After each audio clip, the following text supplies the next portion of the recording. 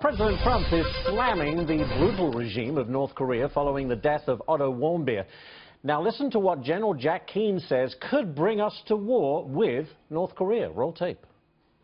We will take action before they would launch a missile like that. So that's the path we're on. That's the worst scenario because that means war with North Korea and horrific casualties in South Korea to be sure.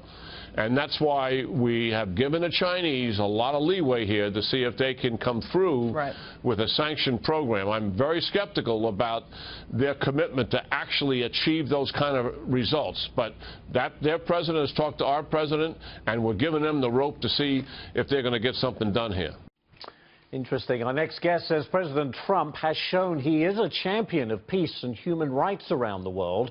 Judy Shelton, the co-director of the Sound Money Project, joins us now. Judy, great to have you here. I have your op-ed piece in the Wall Street Journal. Kind of give me a synopsis of what you're saying and what makes you believe that. Well, I usually speak as an economist, and I served on the Trump transition team at the Treasury Department, but I also care very much about democracy and human rights. And I feel that President Trump is not being given credit, not just for what he has already said about democracy and freedom and human rights and American values, but what he's shown us. And even in the last week, we've seen what he said in Miami about bringing freedom to the Cuban people and to stop enriching the Cuban military. And I think his remarks, after what we've seen with regard to North Korea and the way they treated this young American citizen, really goes to the heart of the fundamental decency of American values and our emphasis on caring about the way people are treated and wanting to stand up for the rights of others, especially when they are not able to stand up for their own rights. So what can he do, Judy? Certainly what we've seen in North Korea, Venezuela is another example of a country in absolute chaos. And we can look from the sidelines and say this is absolutely awful. But in reality, what can President Trump do to help bring about more democracy without being accused of nation building?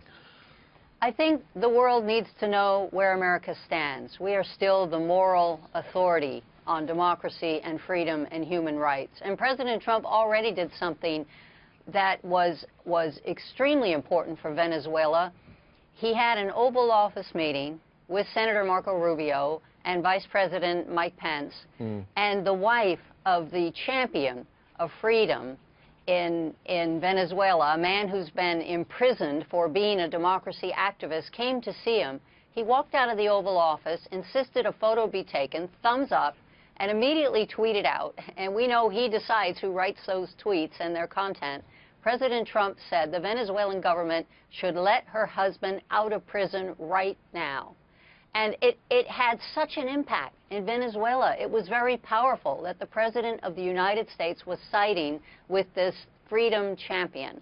So it's the moral support that counts, but I think people have to know, make no mistake, that the United States does not back away. When we see unrighteousness and we see people being treated horribly by brutal regimes, I don't think we back down. I don't think America ever has.